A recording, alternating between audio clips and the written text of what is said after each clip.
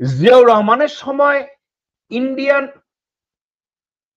Aggression এবং জিয়াউর রহমান এবং তার সরকারকে ইন্টিমিডেট করার জন্য যে পরিস্থিতিটা সফলভাবে বাংলাদেশে করেছিল, ওই সময় সাথে বর্তমান সময়ের পার্থক্য কি?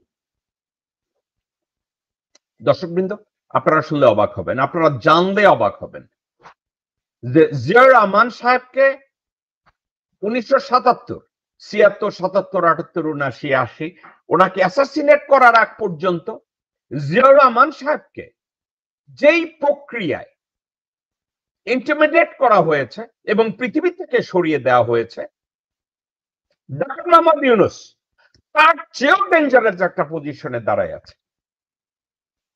আপনারা একটু অবাক হচ্ছেন। জিয়াউর রহমান সাহেবের একটা অ্যাডভান্টেজ ছিল। সে অ্যাডভান্টেজটা কি ছিল? ওনার পিছনে একটা পলিটিক্যাল পার্টি ছিল এবং হি ওয়াজ এ জেনারেল, এবং উনি অলরেডি ক্ষমতায় থেকে একটা পলিটিক্যাল পার্টিকে তৈরি করেছিলেন তাকে ব্যাকআপ করার জন্য। এটা ছিল জিয়া রহমান সাহেবের অ্যাডভান্টেজ। পাশাপাশি উনি খুব কঠিন সময় আমেরিকার সাথে সফলভাবে চেষ্টা করেছেন একটা সম্পর্ক তৈরি করতে। এখন এক্ষেত্রে ডক্টর মোহাম্মদ ইউনূসের অ্যাডভান্টেজ জিয়া রহমান সাহেবের চেয়ে একটু বেশি রয়েছে। কি বেশি রয়েছে?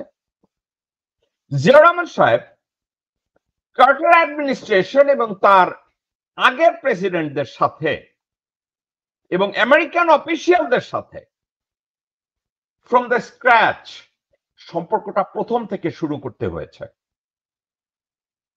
এবং ওনার অল্প সময়ের মধ্যে উনি, আমি বলবো প্রাসঙ্গিক ক্রমে এবং তুলনামূলকভাবে বাংলাদেশের যদি দুইজন সরকার প্রধান যাকে কৃতিত্ব দেয়া যায় যে আমেরিকার সাথে এবং পশ্চিমাদের সাথে ভালো সম্পর্ক তৈরি করতে সফল হয়েছিলেন এবং ওই সফলতার জন্য দেশবাসী উপকৃত হয়েছিল, এর প্রথম চরিত্র হলো জিয়া রহমান সাহেব। তো শহীদ রাষ্ট্রপতি জিয়া রহমান সাহেব যখন চেষ্টা করছেন একটার পর একটা বিপ্লব, মিলিটারি কু একের পর এক ইন্ডিয়া করে যাচ্ছিল, আমি খুবই ইম্পর্টেন্ট একটা ইস্যু নিয়ে আমি কথা বলছি। আমি কি সার্বিক দিক থেকে আমি বিবেচনা করছি যে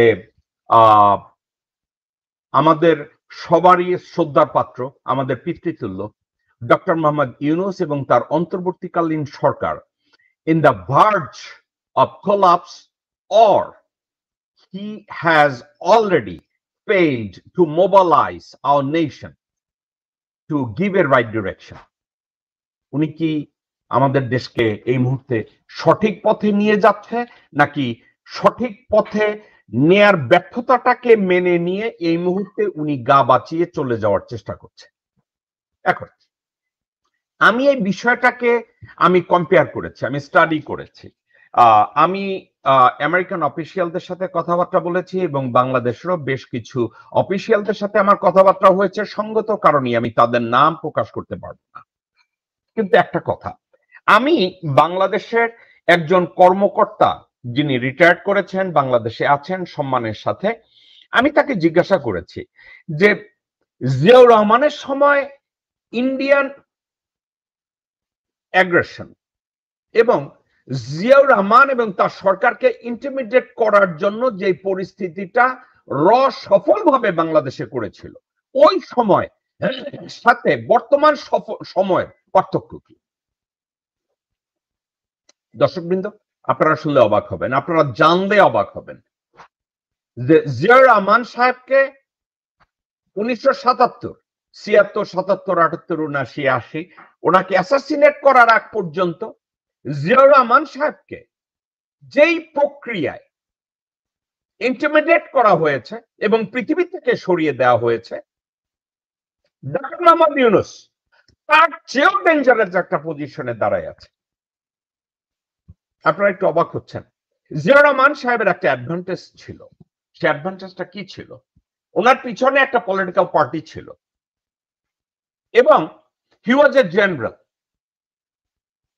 এবং উনি অলরেডি ক্ষমতায় থেকে একটা পলিটিক্যাল পার্টিকে তৈরি করেছিলেন তাকে ব্যাকআপ করার জন্য। এটা ছিল জিয়া রহমান সাহেবের অ্যাডভান্টেজ। পাশাপাশি উনি খুব কঠিন সময় আমেরিকার সাথে সফলভাবে চেষ্টা করেছেন একটা সম্পর্ক তৈরি করতে। এখন এক্ষেত্রে ডক্টর মোহাম্মদ ইউনূসের অ্যাডভান্টেজ জিয়া রহমানের সাহেবের চেয়ে একটু বেশি রয়েছে। কি বেশি রয়েছে? জিয়া রহমান সাহেব কার্টার অ্যাডমিনিস্ট্রেশন এবং তার আগের প্রেসিডেন্টদের সাথে এবং আমেরিকান অফিসিয়ালদের সাথে ফ্রম দ্য স্ক্র্যাচ সম্পর্কটা প্রথম থেকে শুরু করতে হয়েছে, এবং ওনার অল্প সময়ের মধ্যে উনি, আমি বলবো প্রাসঙ্গিক ক্রমে এবং তুলনামূলকভাবে বাংলাদেশের যদি দুইজন সরকার প্রধান যাকে কৃতিত্ব দেয়া যায় যে আমেরিকার সাথে এবং পশ্চিমাদের সাথে ভালো সম্পর্ক তৈরি করতে সফল হয়েছিলেন এবং ওই সফলতার জন্য দেশবাসী উপকৃত হয়েছিল, এর প্রথম চরিত্র হলো জিয়া রহমান সাহেব।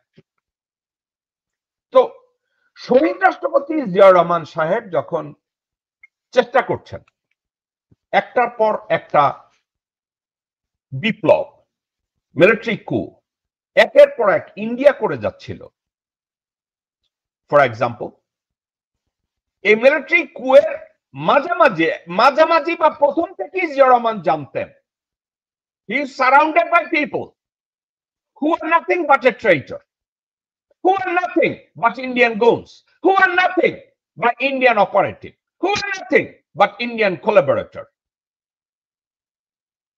দর্শকবৃন্দ, জিয়া রহমান সাহেব আমরা 7ই নভেম্বরের কথা বলি, সিপাহী বিপ্লব। আমরা 7ই নভেম্বরের কথা, সংহতি দিবস আমরা যেটা নিয়ে আলাপ আলোচনা করি, এই সংহতি দিবসটাকে ঘিরে সবাই বলে কর্নেল তাহের, সবাই বলে জাসদ, সবাই বলে গণবাহিনী, সবাই বলে জিয়া তাহেরের সাথে বেইমানি করেছে, সবাই বলে খালেদ মোশাররফ। আমি খালেদ মোশাররফের সাথে আরেকটা নাম অ্যাড করে দেই, খালেদ মোশাররফের অত্যন্ত ক্লোজ কনফিডেন্ট ছিলেন 111 ওই সময় যে সেনাপ্রধান ছিল মির্জাফর মঈনুদ্দিন, জেনারেল মঈন। খালেদ মোশাররফের অত্যন্ত ভক্ত এবং ক্লোজ একজন লোক ছিল জেনারেল মঈন। এই বেইমান, যেটা বেইমানি করে বাংলাদেশকে ভারতের পেটের ভিতরে ঢুকিয়ে যে দিয়ে এসছে, এখন পর্যন্ত আমরা স্ট্রাগল করছি, কারণ মঈন ভারতের ভিতরে বাংলাদেশকে ঢুকানোর জন্য যতগুলো এগ্রিমেন্টে সাইন করেছে, পরবর্তীতে হাসিনা তার 3 গুণ বেশি সাইন করে বাংলাদেশকে ভারতের ভিতরে নিয়ে গেছে। হাউএভার, তো জিয়া রহমানকে কন্টিনিউয়াসলি ইন্টিমিডেট করা হতো। আপনাদের আমি ইন্টিমিডেশনের মাত্রা বলি, প্রতিদিন 2-4 জন সাংবাদিক যাদেরকে জিয়া রহমান সাহেব সম্মান করতেন এবং মনে করতেন এরা বোধ হয় বাংলাদেশের ভালো চায়, ঠিক আছে, আমি 80-র দশকের কথা বলি, তখন ইত্তেফাকের সম্পাদক এবং ভারপ্রাপ্ত সম্পাদক, আপনারা এটা মনে করেন না আমি ব্যারিস্টার মনিরুল হোসেন অথবা আনোয়ার হোসেন মঞ্জুর কথা বলছি, এবং তৎকালীন অবজারভারের এডিটর এবং সংবাদের এডিটর, এবং আপনারা যদি একা একা চিন্তা করে দেখেন, বাংলাদেশে তখন জাসদে একটা পত্রিকা বের করে সিরাজুল আলম খানের সম্পাদনায়, আপনারা কি জানেন এরা কন্টিনিউয়াসলি কি করতেন? একটা কাজ করতেন, বাংলাদেশ সম্পর্কে, জিয়া রহমান সম্পর্কে তারা প্রতিদিন হেডলাইন করত। হেডলাইনটা কি ছিল? এমনি ভারত এই মুহূর্তে বাংলাদেশ ইনভেড করলো, দখল করলো বাংলাদেশ, ভারতেই ঢুকে যাচ্ছে, জিয়া রহমানকে এই মুহূর্তে ফেলে দেবে, জিয়া রহমানের জীবনকে ফেললো। জিয়া রহমান কতগুলো লোককে বিএনপিতে জায়গা দিল, জিয়া রহমানের মন্ত্রিসভায়। অনেকে বলে মশিউর রহমান জাদু মিয়াকে প্রধানমন্ত্রী করে জিয়া ভুল করেছিল, শাহ আজিজকে প্রধানমন্ত্রী বানিয়ে জিয়া রহমান সাহেব ভুল করেছিল, এবং তারা অনেকে বলেছে যে বিএনপির আওয়ামীপন্থী রাজনীতিবিদ, সেটা শুধু এখন না, ওই যুগে আওয়ামীপন্থী রাজনীতিবিদ ছিল at the time of Zia Rahman. এরা কি করত? কোন সময় জিয়া রহমান সাহেবের সাথে বসার বিন্দু মাত্র যদি সুযোগ পেত, আস্তে করে বলতো স্যার আমার কাছে তথ্য আছে। তো জিয়া বলতে কি তথ্য আছে? ইন্ডিয়া ঢুকে যাবে, র ঢুকে যাবে, ইন্ডিয়া এখান থেকে অ্যাটাক করবে, স্যার র কিন্তু আপনাকে মেরে ফেলবে। জিয়া খেতে বসবে, খেতে পারতো না। খেতে বসবে, খেতে পারতো না। জিয়া রহমান যাবে, করবে, করতে দেয়া হতো না। বলতো স্যার এই তো আসলো, এই তো স্যার ভারতীয় হাইকমিশনার আমার এই কথা কইছে, স্যার আমার কাছে এক্সাক্ট খবর আছে। আপনার মনে হয় আমির খসরু মাহমুদ এই যুগেই রাজনীতি করে? আপনার মনে হয় আব্দুল্লাহ মিন্টুরা শুধু এই যুগেই তারেক জিয়া এবং বেগম জিয়াকে বলদ বানাইতেছে? জিয়া রহমান সাহেবকে কন্টিনিউয়াসলি এভাবে হ্যামারিং করা হইতো। যখন হ্যামারিং করা হইতো, জিয়া সাহেব সিআই এর একটা সোর্সকে উনি ব্যবহার করতেন, ব্যবহার করে বলার চেষ্টা করতেন যে হোয়াট ইজ দিস, যে আমেরিকান ইনভেশন।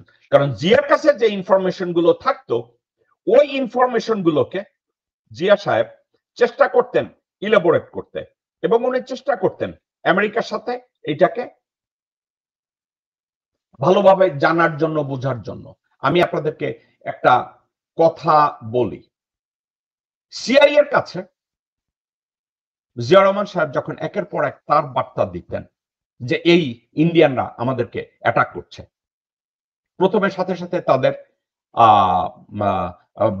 আমেরিকান অ্যাম্বাসেডর বাংলাদেশে যে আছে তাকে দিয়ে, এবং স্পেশাল কমিউনিকেশনের মাধ্যমে জিয়া রহমান অ্যাটেনশন চাইতেন হোয়াইট হাউসের, অ্যাটেনশন চাইতেন পেন্টাগনের, অ্যাটেনশন চাইতেন আমেরিকান সেন্ট্রাল ইন্টেলিজেন্স এজেন্সি। সেখানে বেশ কিছু ইনফরমেশন এখন ডিক্লাসিফাইড করছে। আমি যখন এই কথাগুলো বলি, বাংলাদেশের অনেক লোকজনরা সিআই এর ডিক্লাসিফাইড ডকুমেন্টকে ডাউনলোড করে এটাকে যদি আপনারা পড়তে চান আপনারা পড়তে পারেন, কিন্তু যেই ইনফরমেশন গুলো আজকের আমি আপনাদের সাথে ডিসকাস করছি এগুলো ওপেন, আপনারা পাবলিক ফোরামে যদি যোগ্যতা থাকে আপনারা একটু খুঁজে নিয়ে। জিয়া রহমানকে যখন বলা হয়েছে, জিয়া রহমান যখন আমেরিকায় ইনফরমেশন দিয়েছে যে আমেরিকান রয়ের ইনভেট করবে, ইন্ডিয়া ইনভেট করবে, তখন এই সম্পর্কে সিআই এর বেশ কিছু নোট এখন ডিক্লাসিফাইড। তার ভিতরে একটা ছিল, আমি আপনাদেরকে পড়ে শোনাই, আপনারা যদি শুনেন। Indian invasion of Dhaka was false alarm during President Zia's rule based on historical account. The claim that there was an Indian invasion of Dhaka during President Zia Rahman's rule, that it was a false alarm, is inaccurate. While Zia Rahman regime did fear an Indian invasion, US and other international sources at the time disputed the claim of actual Indian military incursion. আপনাকে আমি বলি, জিয়া রহমান একজন military leader ছিলেন, হি ওয়াজ a good war planner. উনি জানতেন যুদ্ধক্ষেত্রে কিভাবে যুদ্ধ করতে হয়, যুদ্ধের প্ল্যান এবং যুদ্ধের ফিউচার। উনি প্র্যাগম্যাটিক সিদ্ধান্ত নিতে পারতেন, ওনার আইকিউ লেভেল অত্যন্ত হাই ছিল, এবং উনি যে কোনো একটা সার্কামস্টেন্সেসকে ঘুরে দিতে পারতেন। আপনাদেরকে একটা কথা বললে আপনারা কিন্তু একটু অবাক হবেন।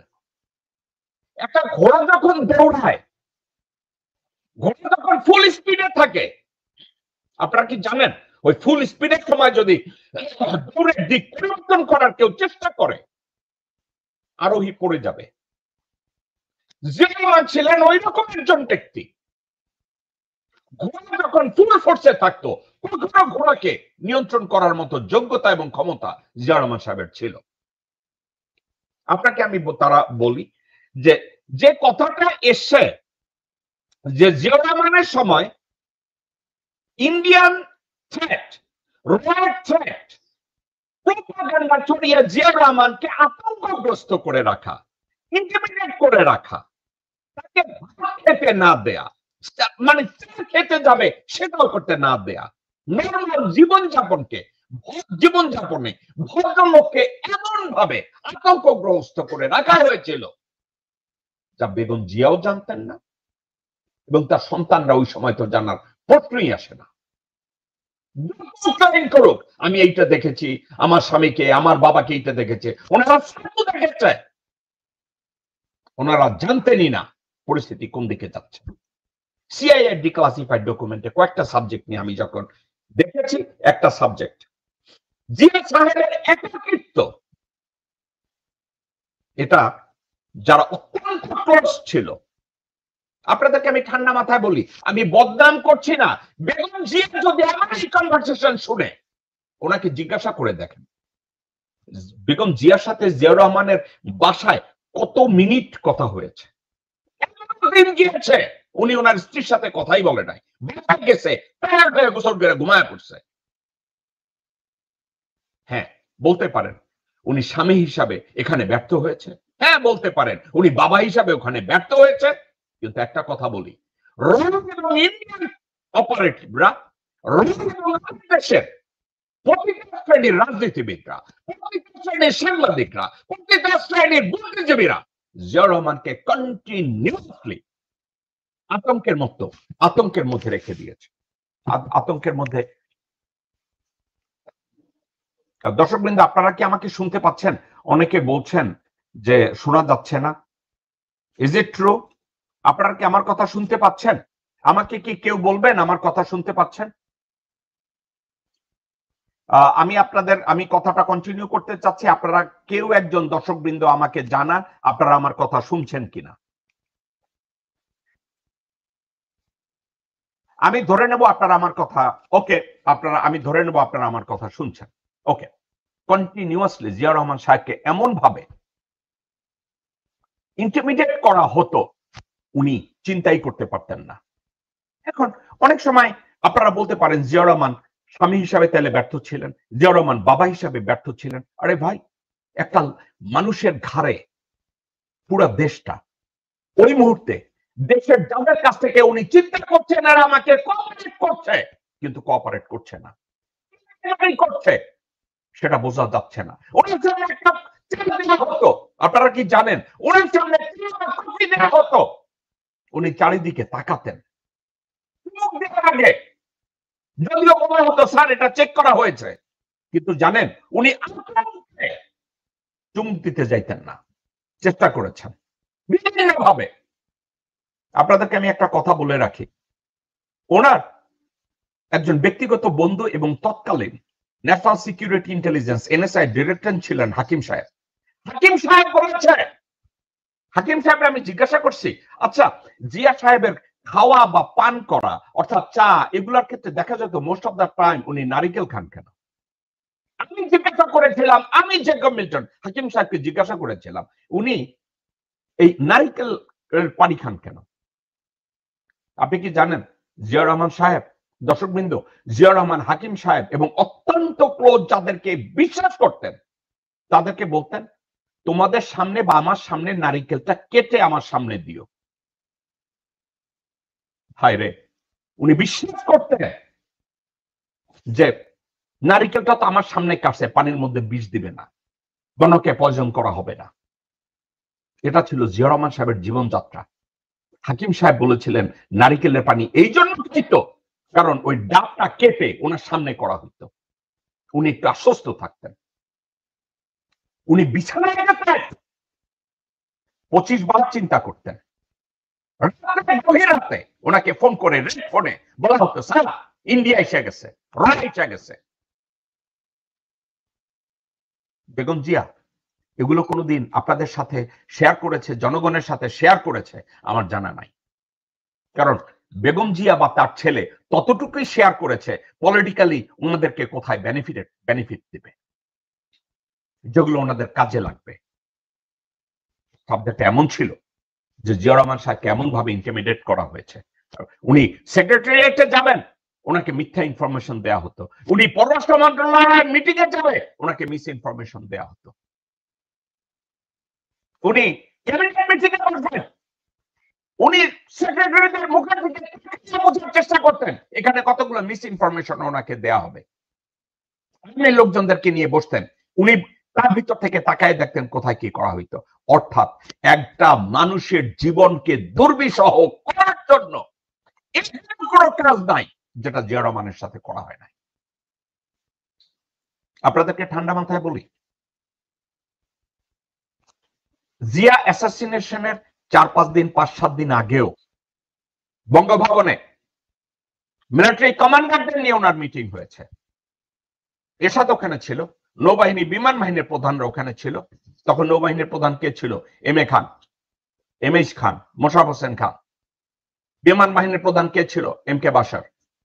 এম.কে. বাশারের পরে কি আসছে আমার এই মুহূর্তে মনে নাই, AG Mahmud, I believe air vice marshal AG Mahmud ছিলেন এম.কে. বাশারের পরে, তারা ছিল।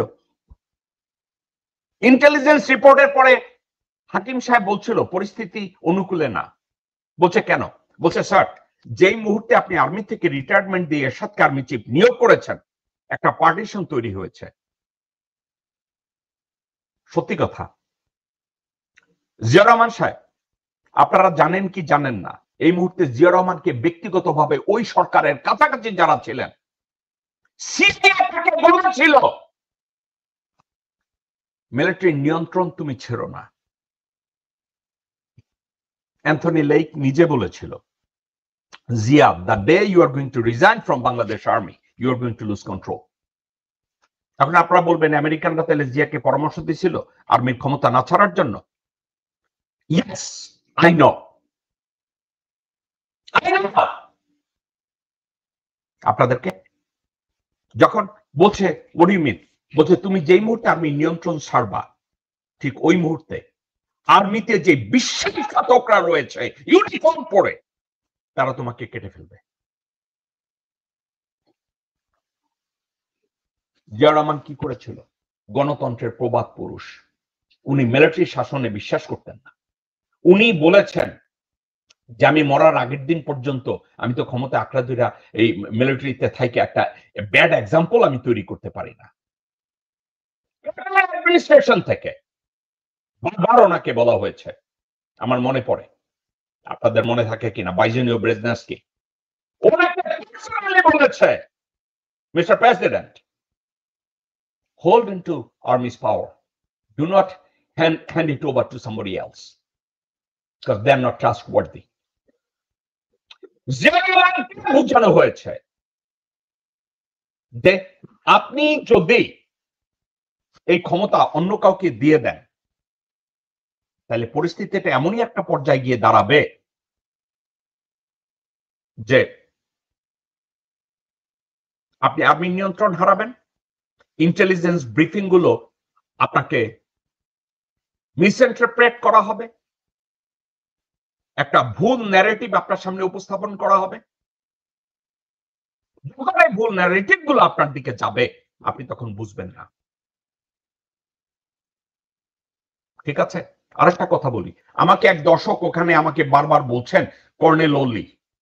আপনাকে আমি ঠান্ডা মাথায় বলি, বাংলাদেশে কর্নেল অলির প্রতি অত্যন্ত শ্রদ্ধা রেখে আমি একটা কথা বলছি, কর্নেল অলির 20% তথ্যকে আমি বিশ্বাস করি, আর 80% ওনার তথ্যকে আমি ইনঅ্যাকুরেট, মিসইনফরমেশন এন্ড ম্যানিপুলেটিভ এইভাবে দেখি।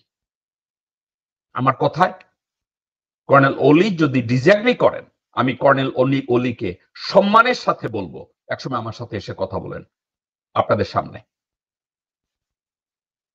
আমি অবাক হব ওই 20%ও যদি সঠিক হয়।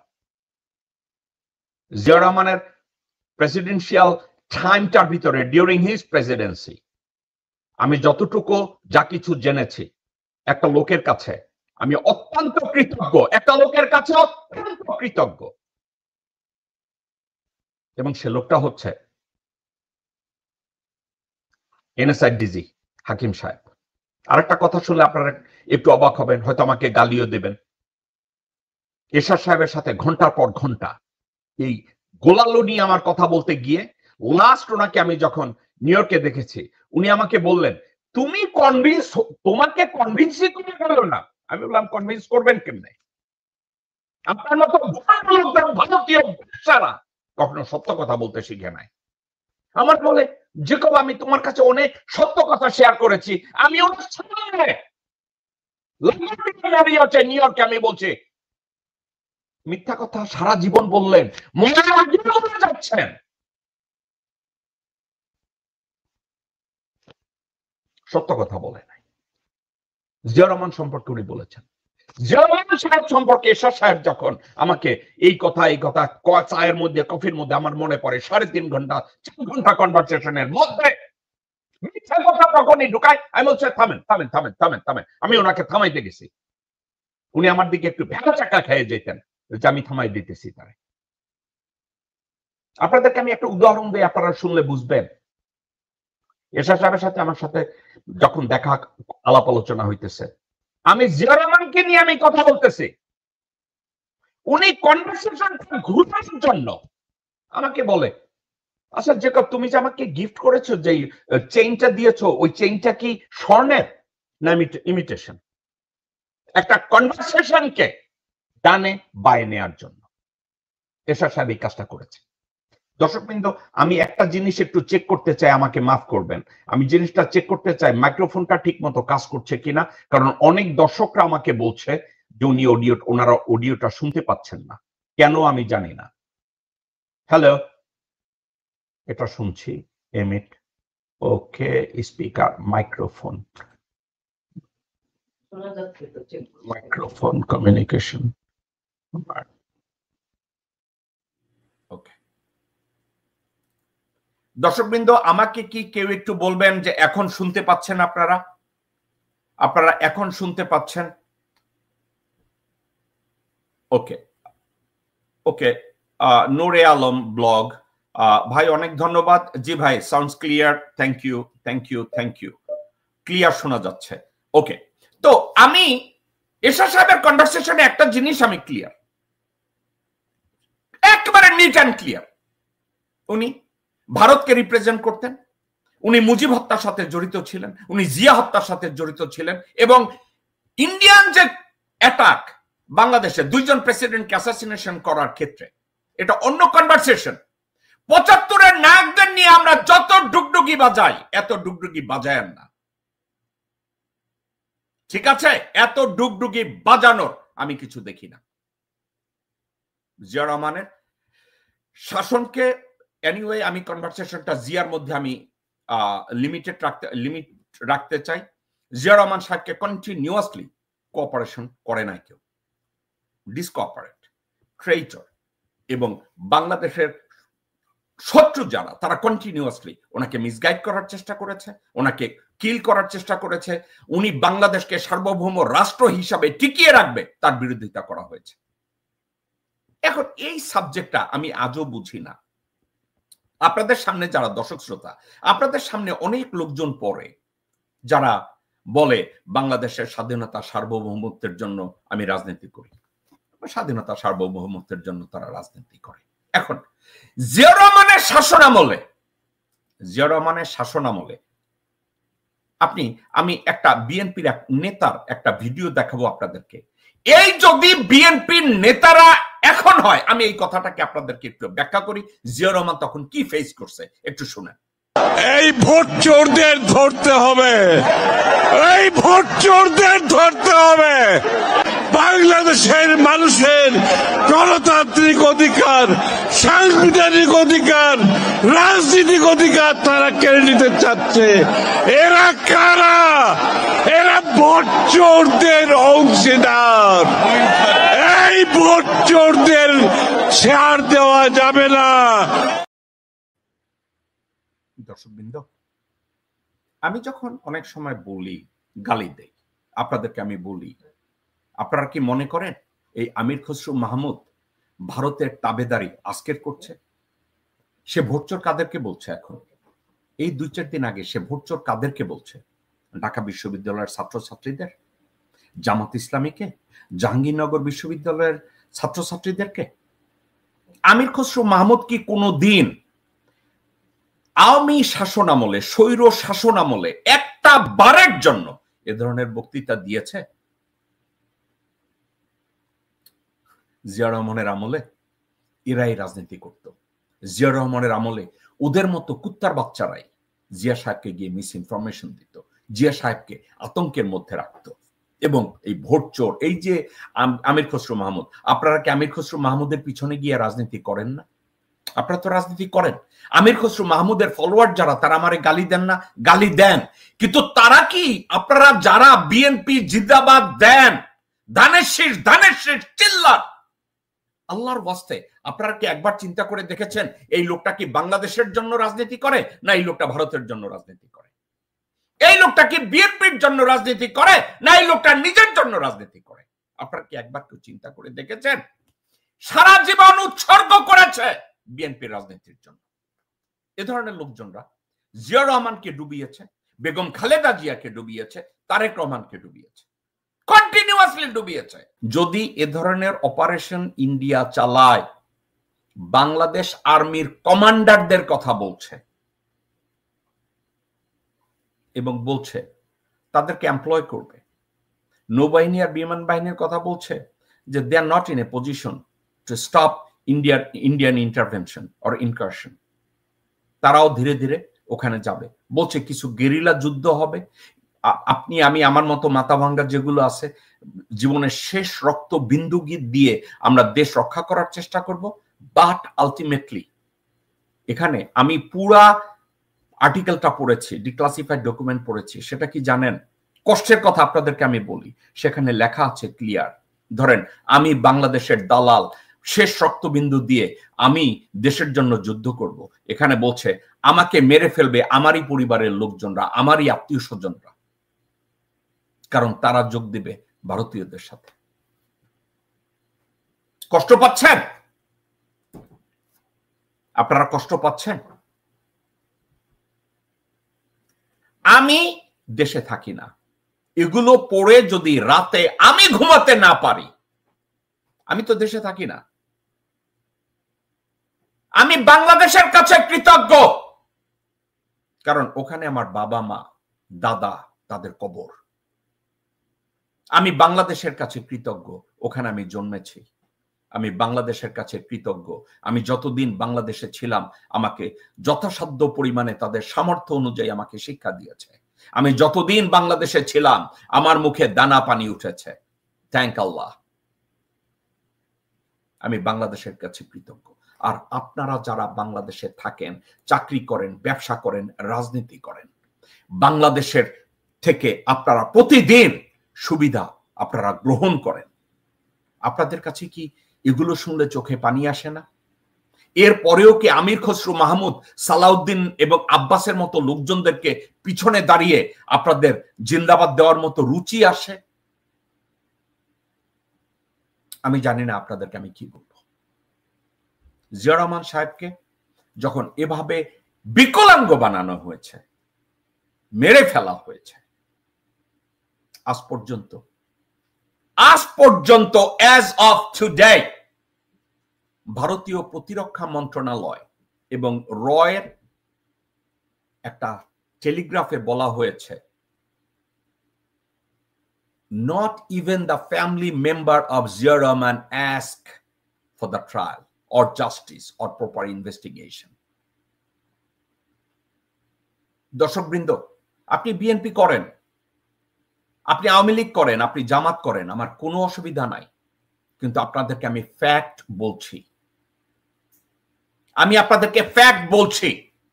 ভারতীয় প্রতিরক্ষা মন্ত্রণালয় এবং এবং পররাষ্ট্র মন্ত্রণালয় থেকে বলা হয়েছে কোন ব্যক্তি বা গোষ্ঠী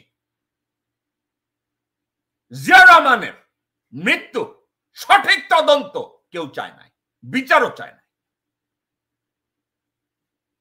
আপনারা বলবেন কেন, বেগম জিয়া কি জিয়া রহমানের স্ত্রী না? অফকোর্স স্ত্রী।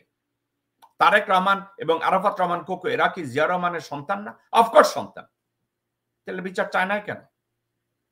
আপনার কি মনে হয় মির্জাফর একজনই জন্মাইছে? একজন জন্মায় নাই।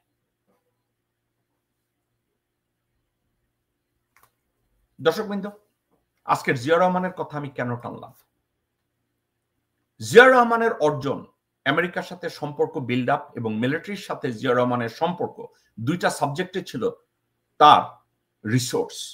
সে চেষ্টা করেছে তার মিলিটারি এক্সপেরিয়েন্স এবং আর্মির সোলজাররা, সশস্ত্র বাহিনীর সোলজাররা তার সাথে থাকবে। কেন উনি আশা করেছিলেন ওটা উনি জানেন। Is between him and his pragmatism at that time. ওনার চিন্তা শক্তিতে উনি পেয়েছে আর্মিরা ওনাকে কোঅপারেট করবে। উনি চিন্তা করেছে, উনি আশা করেছে আর্মির থেকে উনি সবচেয়ে বেশি কোঅপারেশন পাবেন। কিন্তু উনি কি জানতেন যে ওনার জেনারেলদের ভিতরে র ঢুকে গেছে? আপনারা চিন্তা করে দেখেন, এই মুহূর্তে এই মুহূর্তে আপনি একটা লোকের দিকে তাকিয়ে দেখেন, আপনি অবাক হয়ে যাবেন। 2-3 দিন 5 দিন আগের কথা, বাংলাদেশ ন্যাশনাল ডিফেন্স কলেজের ওখানে গ্রাজুয়েশন হয়েছে। সেখানে ওখানকার যে কমান্ড্যান্ট জেনারেল শাহিনুল হক কার সাথে দাঁড়াইয়া দাঁত কিলাইয়া হাসতেছে দেখেন। 3 দিন 5 দিন আগের ছবি, 7 দিন আগের ছবি। এনডিসির কমান্ড্যান্ট শাহিনুল হক ভারতীয় হাই কমিশনার প্রণয় ভার্মার সাথে কত লটকালটকি পীড়িতের একটা ছবি সে ওখানে তুলেছে। এখন ওখানে শাহিনুল হককে বসানো হয়েছে। আপনার কি মনে হয় শাহিনুল হককে যদি জেনারেল ওয়াকার ফোন করে বলে যে তুমি ভারতীয় হাই কমিশনারকে দাওয়াত দিবা, ভারতীয় হাই কমিশনারকে গ্লোরিফাই করবা, ভারতীয় হাই কমিশনারের সাথে ছবি তুলবা, শাহিনুল হকের বাপের সাধ্য আছে ওটাকে না বলার? শাহিনুল হক নিজেও আওয়ামী লীগের দালাল, শাহিনুল হক নিজেও ভারতের রয়ের দালাল, শাহিনুল হক ভারতের একজন পোষ্য, শাহিনুল হক ভারতে সুবিধাভোগী একজন জেনারেল এবং রয়ের সমর্থক, হাসিনার সমর্থক। দেখেন, সেক্ষেত্রে আপনি আর আমি কি করব? আপনি এখানে এটা দেখেন। আপনাকে আমি যখন আমেরিকান অফিসিয়ালদের সাথে জিজ্ঞাসা করেছিলাম জিয়া রহমানের সাথে আমেরিকার এই ভালো সম্পর্কটা ওটা কি অ্যাডভান্টেজ হিসেবে কাজ করেছে না ডিসঅ্যাডভান্টেজ, আমেরিকান অফিসিয়ালদের একজন আমাকে সরাসরি বলেছে যে জিয়া রহমানের যতদিন বেঁচে ছিলেন প্রেসিডেন্সিতে ওনাকে সিআইএ থেকে কন্টিনিউয়াসলি অ্যাডভাইস করা হয়েছে, কন্টিনিউয়াসলি, 1-on-1। আপনারা কি জানেন প্রেসিডেন্টের সাথে আমেরিকা সরাসরি এখানকার কমিউনিকেশনটা এমন ভাবে এস্টাবলিশ করা হয়েছে, আমেরিকান এম্বাসি ছাড়াও আমেরিকান এম্বাসিকে তখনই যোগাযোগ করা হইতো যদি জিয়া রহমানকে ফোনে কমিউনিকেট তারা করতে না পারত।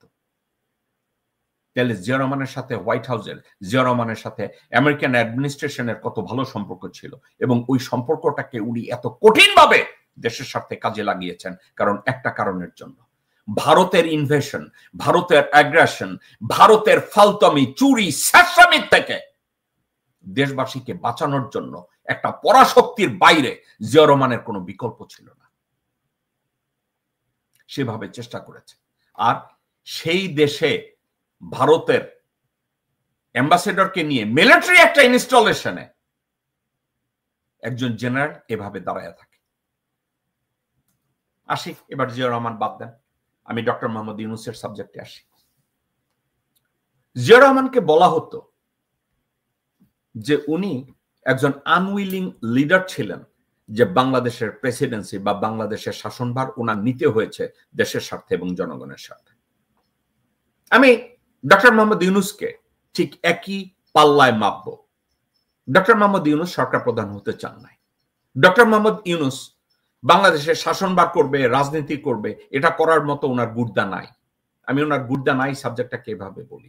আপনার মনে আছে উনি রাজনীতি করতে গেলেন, উনি জনগণের কাছে মতামত নিলেন। এটা আমেরিকান একটা স্ট্র্যাটেজি, ওয়েস্টের একটা স্ট্র্যাটেজি, যে জনগণ কি চায়। আপনাদেরকে আমি ঠান্ডা মাথায় একটা কথা বলি। হিলারি ক্লিন্টন যখন আমেরিকান প্রেসিডেন্সিয়াল ইলেকশন করলেন, আপনারা কি জানেন উনি পুরা আমেরিকা ঘুরে বেরিয়েছেন। উনি বলেছে, I am going to visit all 50 state and most of the major city to see peoples advice and opinion. উনি সবার ওপিনিয়ন নিছে। উনি পুরা আমেরিকা ঘুরে বেরিয়েছে। এই হিলারি ক্লিনটনের অ্যাডভাইজাররা ডক্টর মোহাম্মদ ইউনূসকে বলছে, উনি যখন রাজনৈতিক দল গঠনের কথা বলেছিলেন তাকে বলেছে যে আপনি ওই কাজটা করেন, জনগণের কাছে দেখেন তারা চায় কিনা আপনি রাজনীতিতে অংশগ্রহণ করেন। এখন একটা কথা আপনাদেরকে আমি বলি, দেশের জনগণ কিন্তু রায় দিয়েছিল ডক্টর ইউনূস আপনি রাজনৈতিক দল গঠন করেন। উনি কি করেছেন জানেন? উনি তখনও জনগণের মতামতকে উপেক্ষা করছে, জনগণের মতামতকে গুরুত্ব দেয় নাই। হিলারি ক্লিনটন জনগণের মতামত নেয়ার পরে প্রেসিডেন্সিয়াল ইলেকশন করেছে, আর এই হিলারি ক্লিনটনের উপদেশে ডক্টর মোহাম্মদ ইউনূস জনগণের কাছ থেকে ওপিনিয়ন নিতে গেছে, বলছে আমি রাজনৈতিক দল করব কিনা। জনগণ বলছে আপনি রাজনৈতিক দল করেন। ডক্টর মোহাম্মদ ইউনূস জনগণের মতের বিপক্ষে গেলেন। কেন গেলেন জানেন? ওনার ওই হ্যাডাম নাই। ওনার চারপাশে যারা বসে আছে তারা ওনাকে মিসগাইড করেছে, বলেছে আপনি এটা করবেন, এই হয়তো বা আরো আছে। বিএনপির লোকজনরা ওনাকে থ্রেট করেছে, আমির খসরু মাহমুদের মতো লোকজনরা ওখানে গিয়ে থ্রেট করেছে, মীর নাসিরের মতো লোকজনরা তাকে থ্রেট করেছে, মহিউদ্দিনের মতো লোকজনরা তাকে থ্রেট করেছে, বলেছে আপনি যদি রাজনৈতিক দল করেন আপনার মেরে ফেলাইব, কারণ আপনার বাপের নাম তো জিয়া বা মুজিব না। উনি ডরে পায়খানা কইরা পেশাব কইরা উনি দৌড়াইছে। উনি বলছে না আমার রাজনৈতিক দল করার দরকার নাই, আমি এই জনগণের মতামত নিয়ে আমার এত মাথা ব্যথা নাই। আমার কথাটাকে আপনারা যদি ডিফারেন্ট ওয়েতে ইন্টারপ্রেট করতে চান আপনারা করতে পারেন, কিন্তু আমি আপনাদেরকে যা বলছি, আমি আপনাদেরকে যে কথা আপনাদেরকে বলতে পারছি, আপনাদেরকে বোঝাতে চাচ্ছি, সেটা হচ্ছে যে উনি এটা জানতেন যে উনাকে জনগণ চাচ্ছে উনি একটা রাজনৈতিক দল করুক এবং পরিবারতান্ত্রিক রাজনীতিকে বাংলাদেশে রিপ্লেস করার জন্য একটা শক্তিশালী আইডিয়াল একটা রাজনৈতিক দলের দরকার আছে। কিন্তু ডক্টর মোহাম্মদ ইউনূস এই কথা শুনেন নাই।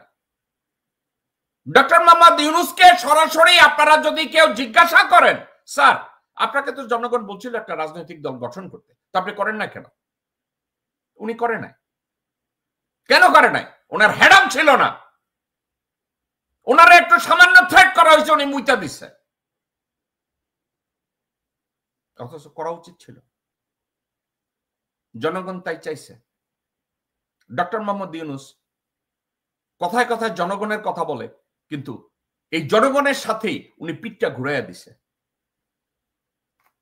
ডক্টর মোহাম্মদ ইউনূস ওনাকে নিয়ে যখন আমরা আন্তর্জাতিকভাবে আমরা ঠেলা শুরু করলাম যে বাংলাদেশে হাসিনার পতন দরকার, গণতন্ত্র ফিরিয়ে আনা দরকার, আমি যোগ্য একজন মানুষ খুঁজছি। আর বাংলাদেশ আমি কার কথা বলবো? আমি তো কোনো লোকজন খুঁজে পাই না, আমাকে কেউ শিখায় দেয় না ডক্টর ইউনূসের কথা। আমি মনে করছি ডক্টর ইউনূসকে আমার দরকার, যোগ্য মানুষ, নোবেল পাইছে, আমেরিকান অ্যাডমিনিস্ট্রেশনের সাথে তার সম্পর্ক অত্যাধিক ভালো, ইউরোপিয়ানদের সাথে তার সম্পর্ক ভালো। আপনি কি জানেন আমি জেকব মিল্টন চিন্তা করেছি ওনার একটা জায়গায় অদূরদর্শিতা আছে এবং একটা জায়গায় ওনার লেকিং আছে। সেটা কি? মিলিটারির সাথে তার কোনো সম্পর্ক নাই।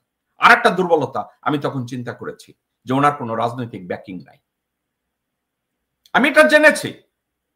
আমি আমেরিকান পররাষ্ট্র মন্ত্রণালয়তে ওনার নাম যখন আমি প্রপোজ করি এবং আলোচনা করি, আমি এটা জানতাম ওনার দুর্বলতা কোথায়।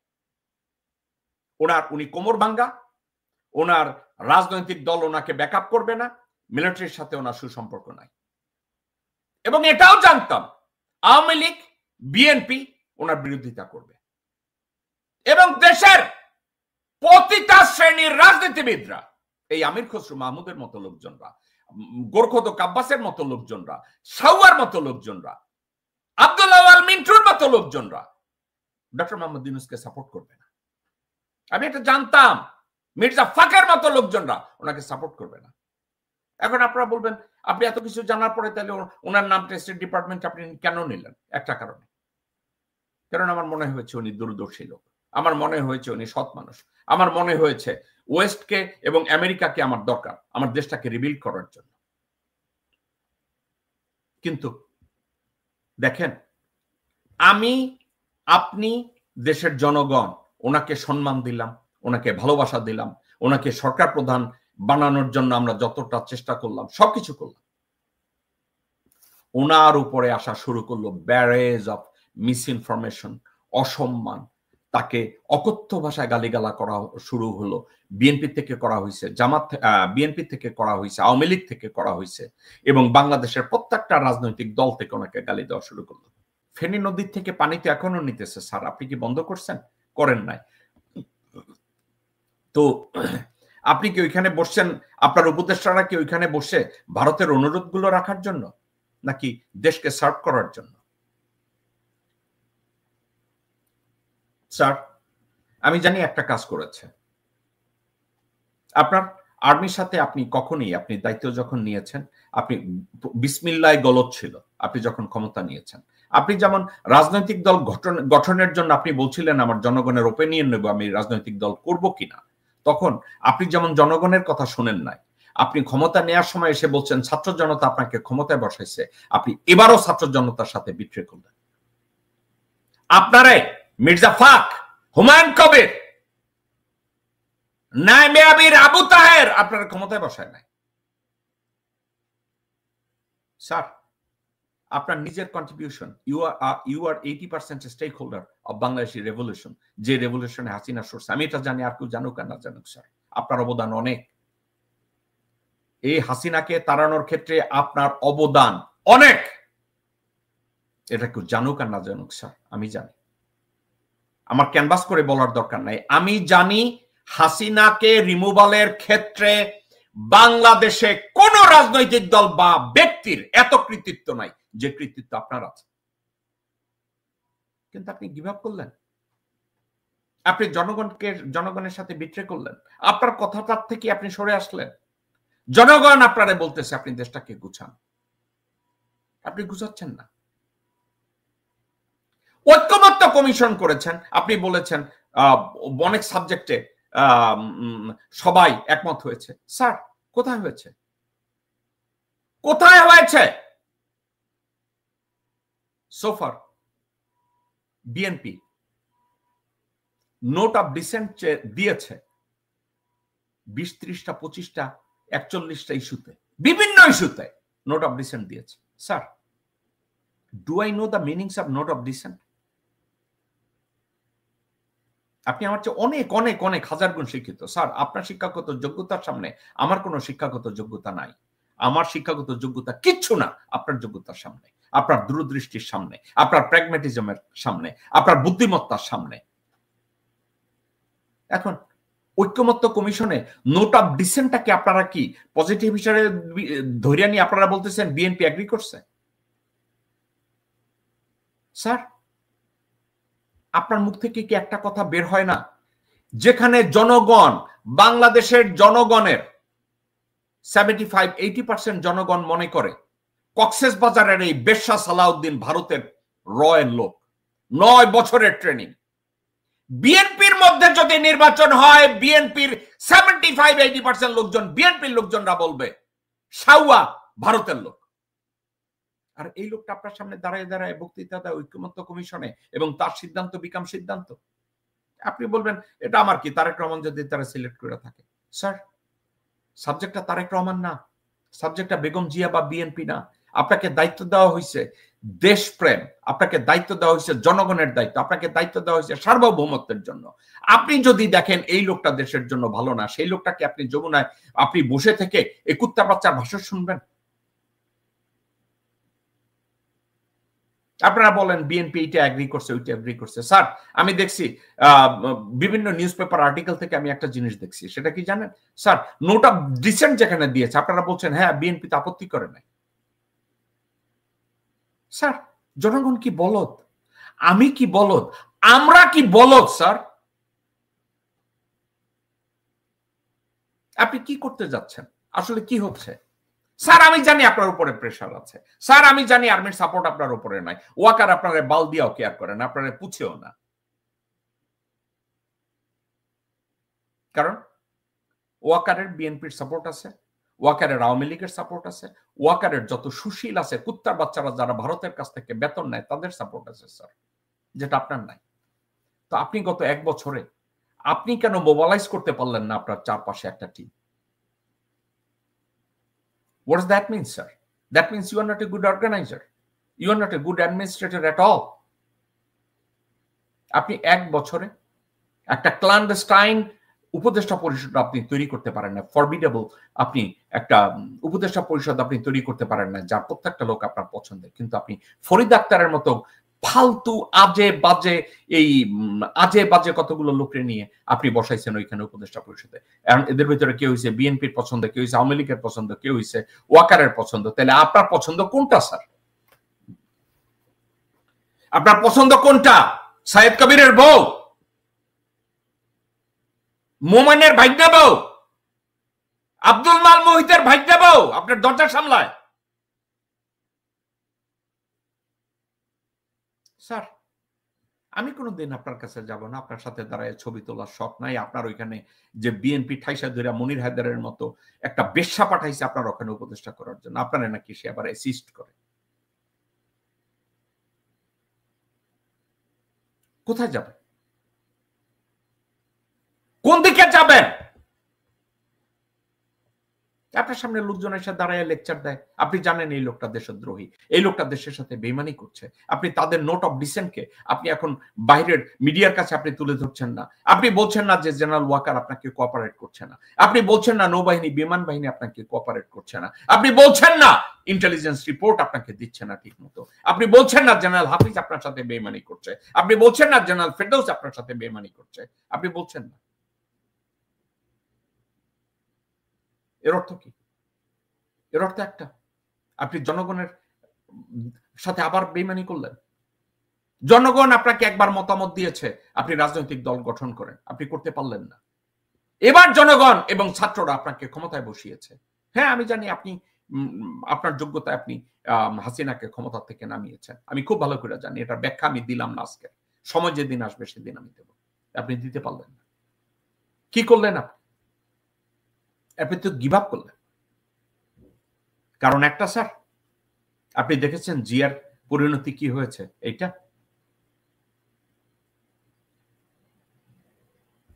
স্যার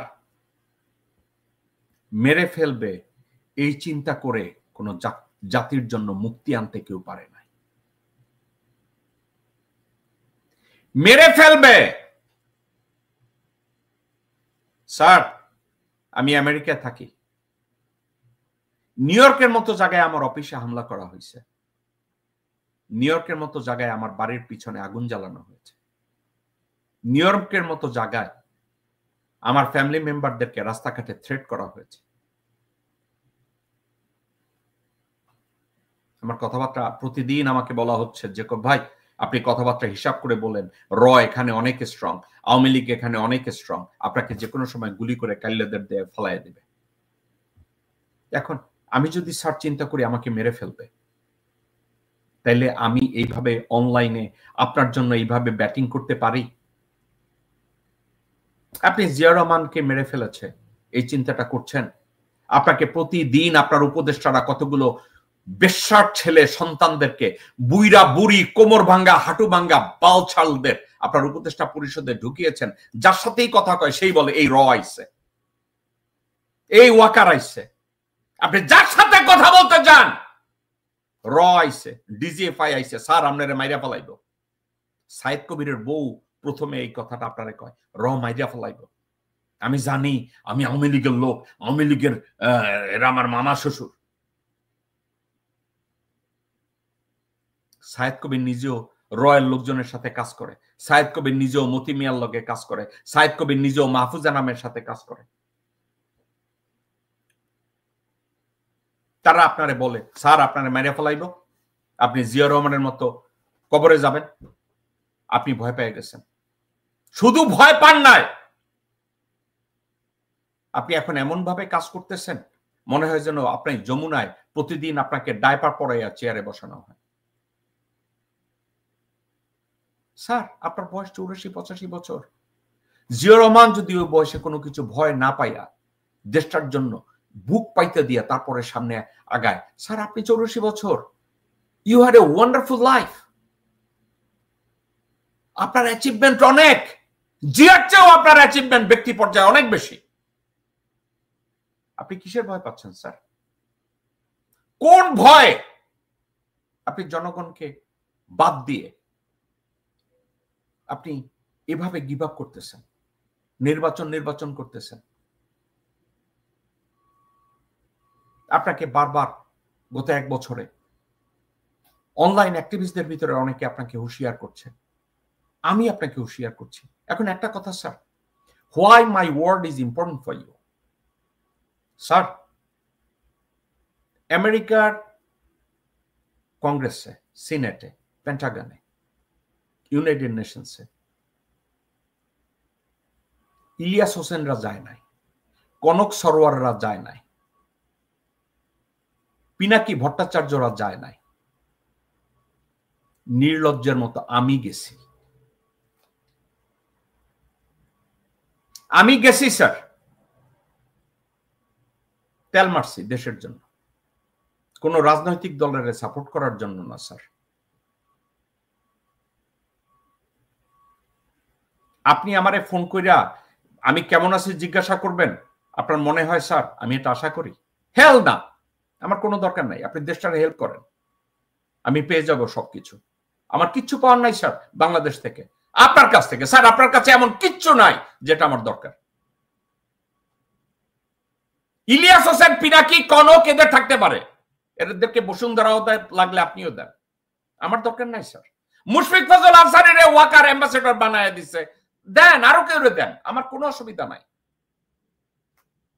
কিন্তু দেশটারে রিবিল করার জন্য আপনার যেটা করার দরকার সেটা তো আপনি করছেন না স্যার।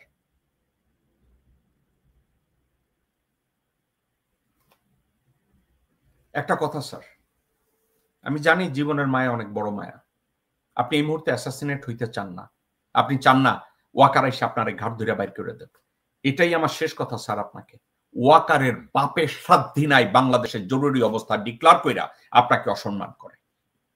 ওয়াকারের 14 গোষ্ঠীর সামর্থ্য বা সাহস নাই বাংলাদেশকে রান করার। স্যার আপনার চেয়ে ভালো কেউ জানে না ভারতের কোনো ইন্টারেস্ট নাই এই মুহূর্তে বাংলাদেশ ইনভেড করার অথবা ওয়াকারকে দিয়ে কোনো কিছু করার। Sir sir you are the captain of the ship, আপনি জাহাজের ক্যাপ্টেন। আপনার ধারে কাছে আসার ক্ষমতা, সাহস, যোগ্যতা, দূরদর্শিতা বাংলাদেশের কোনো নাই।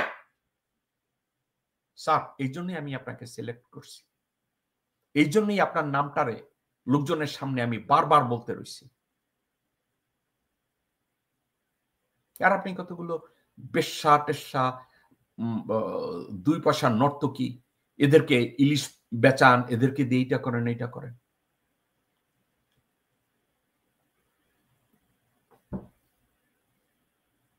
স্যার আপনি আমেরিকা আসবেন, আপনার সফর সফল হোক, কিন্তু একটা কথা আপনাকে আমি বলে রাখি, আপনি আবেগে, আপনার বয়সের জন্য আবেগে বেশ কিছু কথা আপনি মাঝে মাঝে বেফাস বলে ফেলেন। It's become your liability. মাহফুজের মতো একটা উচ্ছিষ্ট, তাকে আপনি এখানে ক্লিন্টন ইনিশিয়েটিভের এখানে এসে বলছেন আপনি মাস্টার মাইন্ড। স্যার মাহফুজ হচ্ছে 2 পয়সার একটা উচ্ছিষ্ট এবং আবর্জনা। বাংলাদেশে কয়েকজন অনলাইন অ্যাক্টিভিস্ট যাদের অ্যাকাউন্ট ভারত সুপ্রিম কোর্টের আদেশ এনে আমাদের অনলাইন অ্যাক্টিভিজম গুলো ভারতে ব্যান করা হলো। আমারটা করেছে ইলিয়াস, পিনাকি, কনক, এদের গুলোও করেছে। আমি মাহফুজকে বাংলাদেশ কনসুলেটে বললাম, বেটা হাবলু তুই তো তথ্য মন্ত্রণালয়তে আসিস, ভারত যদি আমাদের এইগুলো ব্যান করে তাহলে তোর উচিত তথ্য মন্ত্রণালয়ের থ্রুতে সুপ্রিম কোর্ট থেকে একটা রিট করাইয়া ভারতের প্রত্যেকটা মিডিয়া চ্যানেল বাংলাদেশে ব্যান করাইয়া দেয়। স্যার আপনার এই 5 আটা গু খাওয়া অযোগ্য হারামজাদা বলে আমি কি ওরে ব্যান করার পক্ষে না, আমরা তো তাদের সাথে একত্রে কাজ করছি। স্যার ওটা বাংলাদেশি কনসুলেট, আর এটা আমেরিকা তো আইনের দেশ। ওই সময় উচিত ছিল মাহফুজ রে আইনা আমার 6টা কুত্তার মধ্যে ছাইড়া দেওয়া।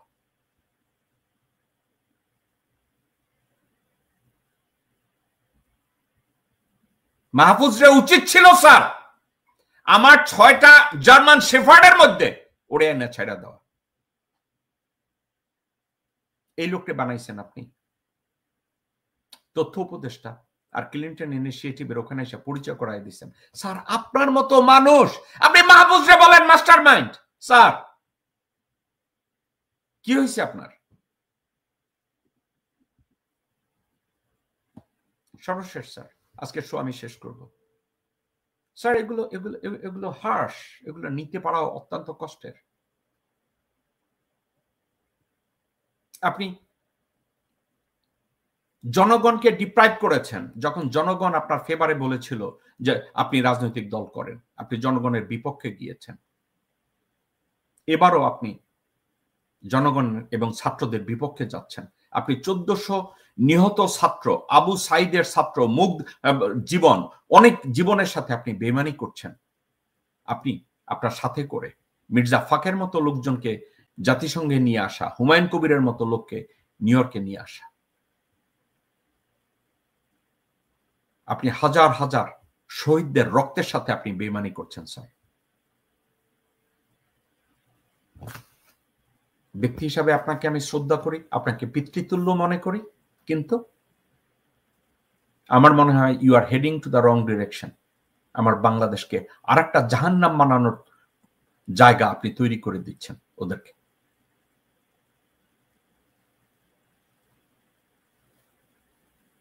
দর্শক শ্রোতা, এই ছিল আমাদের শো। একটা কথা আমি সবসময় বলি, আপনাকে সারা জীবন কেউ ভদ্র বলল, সভ্য বলল, ভালো বংশের বলল, কিন্তু সমাজ, পরিবার এবং দেশের স্বার্থে আপনি কিছুই কন্ট্রিবিউট করলেন না। আপনি ভদ্রতা দিয়ে কি করবেন? আপনার এই ভদ্রতার মুখোশটা দিয়ে কি অর্জন করবেন? প্রেম করবেন, বিয়ে করবেন, বাচ্চা কাচ্চা হবেন, এটা হবে আপনার অর্জন? Go ahead. কিন্তু আপনি যদি আপনার পরিবার, সমাজ এবং দেশ এখানে কন্ট্রিবিউট করতে যান, নিঃস্বার্থ কাজ করবেন, কঠিন হাড়ভাঙ্গা পরিশ্রম করবেন, যোগ্যতা অর্জন করবেন, প্রয়োজনে যুদ্ধের সময় যুদ্ধ করবেন, এটার নাম সঠিক জীবন। If you want to become man of action, আপনি যদি কর্মবীর হতে চান, এটাই আপনার অর্জন। আপনি ঘরে বসে থাকবেন, আপনি খুব ভদ্রলোক মানুষ, জীবনে কারো কোনো দিন কাজে লাগেন নাই, না পরিবারের কাজে লেগেছেন, না সমাজের কাজে লেগেছেন, না দেশের কাজে লেগেছেন। আপনার এই ভদ্রতা, ঠিক with it, hell with it. দর্শকবৃন্দ, এই ছিল আমাদের শো। আমার জন্য দোয়া করবেন, আমি আপনাদের জন্য দোয়া করি। ইনশাল্লাহ আগামীকালকের বৃহস্পতিবার অ্যাডভোকেট কাজী আব্দুল্লাহ আল মামুন বাংলাদেশ নিয়ে কালকের তার আমরাই বিকল্প শো করবে। আপনারা ওনার শোটা দেখবেন। বয়স্ক ভদ্রলোক, অনেক ভালো ভালো কথা বলে। উনি আমার মতো অভদ্র না, উনি অনেক ভদ্র। ওনার কথাগুলো আপনারা শুনবেন। আর আগামী শুক্রবার অন্য কোনো বিষয় নিয়ে আমি আপনাদের সামনে হাজির হব। কিন্তু একটা কথা, যারা দেশদ্রোহী এবং যারা ভারতের সাথ দেয়, যারা ভারতের সাথে রাজনীতি করে, তারা বাংলাদেশের স্বার্থে রাজনীতি করে না। তারা আপনার আমার স্বার্থে রাজনীতি করে না, তারা তাদের ব্যক্তি স্বার্থে রাজনীতি করে। আমির খসরু মাহমুদ যদি ভাষণ দেয়, তার সামনে যদি জনগণ থাকে, ওই জনগণ বাংলাদেশের জনগণ না। একজন আমির খসরু মাহমুদ যখন ভাষণ দেয়, সালাউদ্দিন আহমেদ যখন ভাষণ দেয়, মির্জা ফাক যখন ভাষণ দেয়, তাদের গায়ে যখন আপনারা ইট ছুঁড়ে মারেন না, আপনারা তখন ভারতীয় দালাল বনে যান। কারণ মির্জা ফাক বলবে, আমি ভাষণের সময় হাজার হাজার লোকজন থাকে, আপনার ওই হাজার হাজার বেঈমান মির্জা ফাককে সাপোর্ট করেন। সালাউদ্দিন যখন ভাষণ দেয় তার সামনে যখন হাজার হাজার লোকজন থাকে, ওই হাজার হাজার লোকজনরা দেশের সাথে মুনাফিকি করে, নাফরমানি করে। গোরখদক আব্বাস যখন ভাষণ দেয় তার সামনে যখন লোকজন থাকে, তারা প্রত্যেকটা মানুষ এক একটা গুনাহ তাদের আমলনামায় লেখা হচ্ছে। কথাগুলো মনে রাখবেন। আর এদেরকে যদি রাস্তাঘাটে জুতা পেটা করেন, আপনার আমলনামায় নেকি লেখা হবে। এবং আপনারা যদি ওদেরকে জুতা পেটা করেন, এটা দেশপ্রেমের স্বাক্ষর। আমার জন্য দোয়া করবেন, আমি আপনাদের জন্য দোয়া করি। আমাদের দেশটা পৃথিবীর শেষ দিন পর্যন্ত যাতে স্বাধীন সার্বভৌম দেশ হিসাবে টিকে থাকে, আমি এর জন্য নিরলস কথা বলবো, কাজ করব, সামনে এগিয়ে যাব। যুদ্ধ লাগলে যুদ্ধ করব, রক্ত দেয়া লাগলে রক্ত দেব, আটমোস্ট স্যাক্রিফাইস, জীবন দিতে গেলে জীবন দেব। তবু আমার দেশটা যেন স্বাধীন সার্বভৌম দেশ হিসাবে টিকে থাকে। ওটা আমার দেশ, ওখানে আমার মৃত বাবা মা শুয়ে আছে।